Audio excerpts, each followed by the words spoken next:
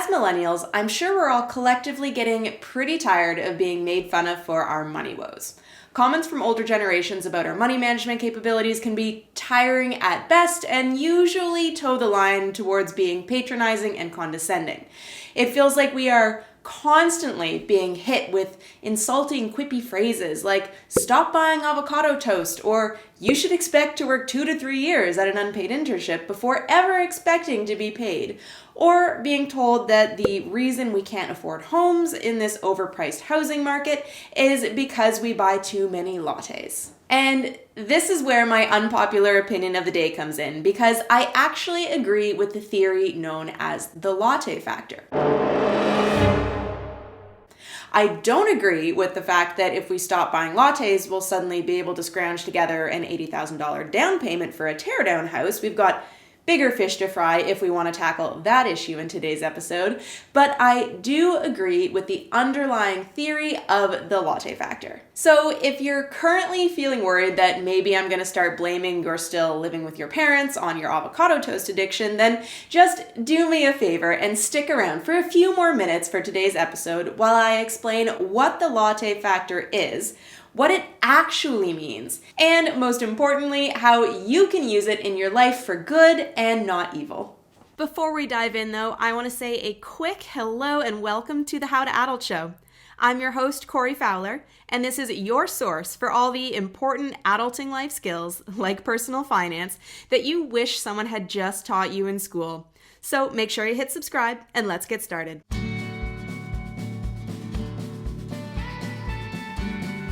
So what is the latte factor? The latte factor is a term coined by financial educator and author David Bach, or David Bach. I never know how to say his name.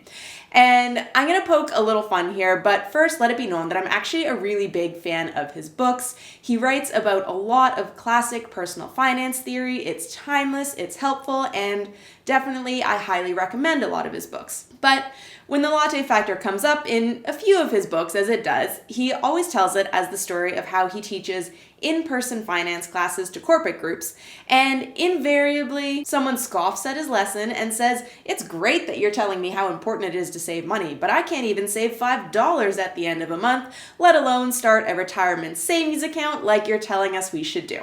And then he says, well, I'm willing to bet that if we walk through your habits, I can help you save $5 a day instead of $5 a month. And then the person takes that bet and protests that their budget is already bare bones as it is, while he proceeds to walk them through a public inquiry of their spending habits and finds things that they can cut out of their budget every day, namely a coffee and a muffin, that will help them save that $5 a day. He then goes on to explain how by not buying this coffee and muffin, this person can save $5 a day, which adds up to $150 a month, which adds up to $1,800 a year, which can instead be put towards starting to fund their retirement account, which they previously swore they couldn't find any money to save for. And then this is where it starts to get good.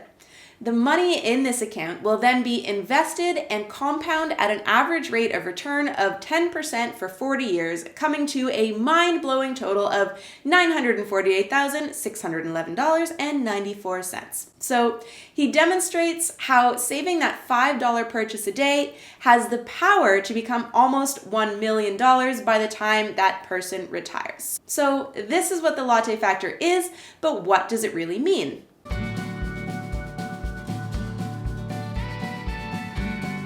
What we can learn from the latte factor is how being mindful of the small daily purchases that we make can help save us large amounts of money over time.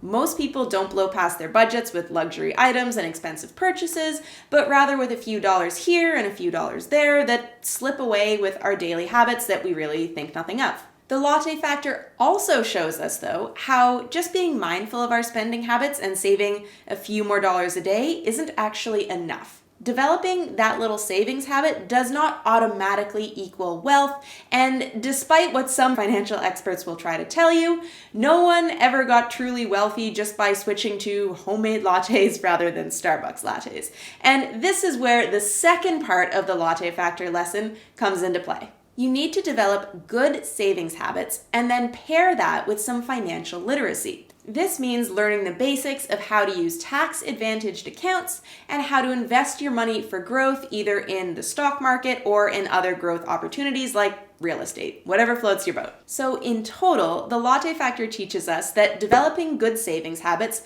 and then pairing that with financial literacy and investing knowledge equals long-term wealth and financial growth over the course of our lives. And this is what I agree with. In order to build financial security and then wealth as an everyday person, you need to learn how to save and invest your money.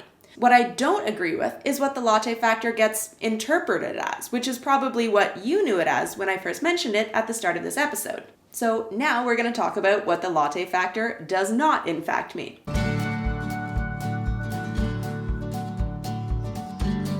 It drives me crazy how the really useful lesson of the Latte Factor gets twisted and morphed into this judgmental statement towards young people about how they mismanage their money. And I hate it because it actually destroys what the Latte Factor is truly trying to teach us. What I see it get morphed into all the time is millennials can't afford houses because they're buying $5 lattes a day. Annoying and also not true. And for the next time that someone says this to you, let's walk through why this is not true so that you can tell them, and then you can tell them what the Latte Factor actually means and how you are, in fact, using the theory correctly to build long-term wealth. Trust me on this, it's going to be fun. So if ever this gets said to you, in reality, remember that if you're cutting out your $5 a day latte to save for a down payment, you're likely not going to be investing that money to earn 10% returns in the stock market because that's too risky with the money that you want to have available for a home. So right away, you lose that compound interest growth effect, which is really what the Latte Factor is based on. From there, the average price of a down payment for a home in Canada this year is $33,175 for just the bare minimum 5% down. This means that by saving your $5 a day, it's going to take you just over 18 years to save your down payment in today's market, not even considering where the house prices are going to be in 18 years potentially. So the next time you see or hear a statement like this that's just twisting the Latte Factor and using it to insult you, don't let it get to you. Stick to your guns, stick with the real plan outlined by the Latte Factor, and let's all just hope that the housing market gets better for us all. So, millennial rant over. Thank you for bearing with me. Now, let's take a moment to look at how money compounds so that you can really understand how saving and investing just $5 a day can have the potential to turn into $1 million by the time you want to retire. After we look at compounding together, I'm going to finish today's lesson by giving you the blueprint for how you can apply the basic principles of the Latte Factor to your own life if you also think that it sounds pretty good to maybe kind of sort of be a millionaire one day too.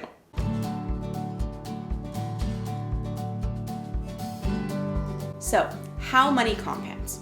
I briefly walked you through this a few minutes ago, but don't worry if you're still not entirely clear on how saving $5 a day can make you a millionaire. I'm going to break it all down in a bit more detail for you here. So, the Latte Factor works not through the slow accumulation of $5 a day, but rather through investing that $5 a day so that your money can grow and compound. And to explain this in more detail, we're going to look at two different scenarios here. In the first scenario, Kayla learns the basics of the Latte Factor, switches to homemade lattes as suggested, and starts to save her $5 a day. She does this for 40 years straight, and at the end of the day, she saved a total of $73,000. Whoa, now hold up, that's not anywhere near $1 million, so what's up with that? Just hang on a second and I'm going to explain this to you in the second scenario. This time, Kayla also saves that $5 a day. This means she saves $150 a month, which she sets to automatically transfer to her investment account to be invested every single month. She invests in ETFs, which we'll say are going to earn an average rate of return of 10% a year. For 40 years, she keeps saving and investing that same $150 a month, which begins to earn and compound. And by following this regime for 40 years straight, she turns her $5 a day into just shy of $1 million because in this scenario, Kayla learned how to use the stock market to make her dollars work for her and keep earning more dollars instead of just sitting and depreciating in a savings bank account. This happens because of something called compound interest. Compound interest happens when you invest the money that you've saved and then you earn interest on that money and invest the interest. Now you're earning interest on the original principal that you invested plus the interest that you already earned on that. So you're earning an even greater amount of interest now. And this process of earning interest on your interest adds up considerably over time so that your $5 a day turns into nearly $1 million, mostly through earning interest on your interest, all added together over a 40-year time span. So what I'm showing you here is the graph results from the simple compound interest calculator I used for this example from the Ontario Securities Commission. At the top, you can see the total value of the interest earned from this, which is considerably more than the money you actually saved. And the graph below also shows the same thing, which is how the interest really starts to compound over the years, so that interest earned is actually earning you the most money rather than the small principal sums that you've actually been saving and investing. Now, this was a really quick run through of this concept, and I'm not going to go into deep investing detail in today's lesson because I really want to get to the next part of the lesson, which is how you can actually use and apply the Latte factor to your own life. If you want to learn more about investing and compound interest, though, after today's lesson, which I recommend you probably do, then I recommend checking out some of the other investing-specific episodes I've created, which I'm going to leave linked for you down in the description for today's episode.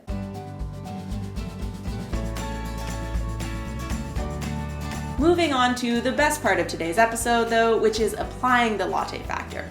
So I'm sure what you're wondering now is how you can take this information and apply it to your life. To start with, I don't know you, and I'm not going to sit here and tell you to cut out your $5 coffee and muffin purchase every day because I don't know why you make that purchase. Maybe you're a single parent and by the time you get your kids out the door to school, you only have time to stop and pick up a coffee and a muffin before you have to be at work for the day, so that's actually a very important purchase to you. What I'm getting at is that I don't want to come down on or to judge the ways that you choose to spend your money, and I hope that you don't let any other finance educators or anyone else in your life, quite frankly, do that to you either. Instead, I'm going to show you the tool that I use myself so that you can use it to analyze your own spending patterns and make conscious spending and saving decisions according to your own financial values, not my financial values, not Dave Ramsey's financial values. You need to figure out your own financial needs, wants, and values. So this is where today's lesson actually gets really easy. Good news. To apply the Latte factor to your own life, all that I want you to do is track your spending every single day for 1 week. Absolutely every time you make a purchase, you need to either take out your notebook or take out your phone and write down what you bought and exactly how much it cost. At the end of the week, take a look at your spending and you'll likely find some spending habits in there that surprise you. You'll probably find that you're spending more money in some areas than you realize, or that you're spending money on something that just doesn't add any real enjoyment to your life. Then, rinse and repeat. Do that again. Track your spending for the next week and then the next, and keep on doing this until you start to get a good idea of what your individual patterns and habits are. The key here is to not just track your spending, but to look through it, analyze it, and honestly ask yourself, where are areas that you can cut back? Maybe you do have a coffee and muffin habit that you can kick. Maybe you're paying for multiple streaming services and really you only need one. Maybe you're spending way more money eating out than you realize, and you can easily cut back by just packing your own work lunch some days or inviting your friends to your house for dinner instead of going out for expensive dinners with them all the time. Every person's spending habits and needs and wants and financial values are different. So you want to understand what yours individually and uniquely are, and then use that knowledge to find out where you can start saving this Latte factor money every day. If you're having a hard time finding or choosing areas to save once you've actually done this spending tracking activity, I recommend watching a lesson I recorded all about values-based spending. Again, I will link that in the description below for you to find afterwards also. This values-based spending episode is going to help you start to critically analyze your financial values and create spending systems that still let you enjoy your money without overspending in certain areas or dealing with buyer's remorse and guilt for your spending habits. So once you've identified one or more areas that you can start saving money in, then Start doing that. Start changing your behaviors and start saving that money. I recommend automating it for yourself and setting up an automatic transfer to move that money out of your daily spending account and into a savings account. From there are loads of different ways that you can save and invest. I've started off just by putting money into tax-advantaged accounts. So if you're in Canada like I am, this means saving your money in an RRSP or a TFSA so that you can save even more money by lowering your tax burden. Then you buy and hold super simple and safe investments within these accounts using the stock market. Again, I recommend looking at some investing specific lessons after this so that you can decide what it's best for you to buy and hold. But the easiest way to do this is through purchasing ETFs that you plan to hold for a long period of time. That part's key, none of this day trading nonsense business. Then, depending on the rate of return of what you're invested in and how long you stay invested for, your money is going to start to earn compound interest and it will start to add up and you will start to grow your wealth. This stuff is important, so I'm just going to summarize that again for you quickly here. The blueprint that you want to follow to apply the Latte factor to your life is to track your spending, identify areas where you can save some extra money, save that money and set up automatic transfers to get it out of your daily account so you don't feel tempted to spend it, contribute the money you're saving to a tax-advantaged account like an RRSP or a TFSA, and then buy and hold long-term investments like ETFs within those accounts and avoid the temptation to mess with them. To finish up today's episode, if you want to get started tracking your spending like this, then you can find a spending tracking worksheet and lesson available in the How to Adult School online shop. It includes the spending tracking spreadsheet that I use, as well as a lesson on how to use it properly, and a workbook that walks you through some reflection questions that you can use to identify your spending habits and your own financial values. If you're interested in taking a look at that and maybe using that tool, then I've left a link for it down in the description of this episode for you. Also, if you're interested in learning more about any of the other finance lessons that I mentioned here, remember you can find all of those linked down below in the description as well. And finally, if you enjoyed today's episode, please remember to subscribe, like, and comment here. I truly appreciate it so much. I appreciate you so much. Thank you for your time tuning in here today. Again, I'm Corey. This is the How to Adult Show, and I can't wait to see you right back here next Monday when we release our next episode.